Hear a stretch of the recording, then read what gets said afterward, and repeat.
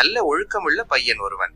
அவன் பெயர் அருண். பள்ளியில் மிகவும் பாவமானவனாகவும் உழைப்பாளியாகவும் இருந்தான். படிப்பை முடித்ததும் இராணுவத்தில் சேர வேண்டுமென்ற அவனது கனவு நிறைவேறியது. இராணுவத்தில் சேர்ந்ததும் அவனுக்கு பல கடமைகள் ஒப்படைக்கப்பட்டன. அதை சிறப்பாக, நேரத்தோடும் முழு மனதோடும் செய்து வந்தான். உயர் அதிகாரிகளின் பாராட்டுகளை பெற்றான்.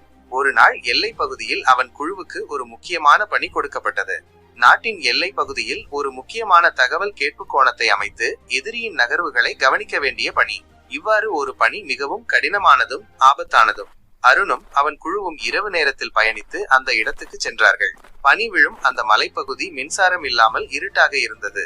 நாமும் நம்ம நாட்டும் பாதுகாப்பாக இருக்கணும் என்றால் நம்ம கடமையை எந்தவித தயக்கமும் இல்லாமல் செய்யணும் என்று அருண் குழுவினரிடம் உற்சாகமாக கூறினான்.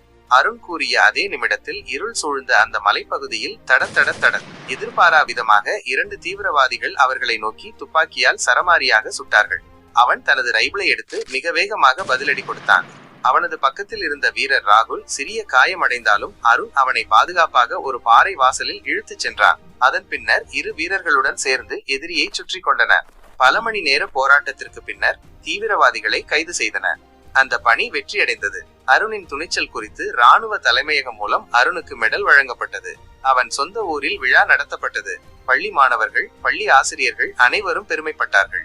ஒழுக்கமும் உழைப்பும் நாட்டுப்பற்றும் ஒருவரை உண்மையான ஹீரோவாக மாற்றும். உங்கள் திறமையை நிரூபிக்க ஒரு கேள்வி.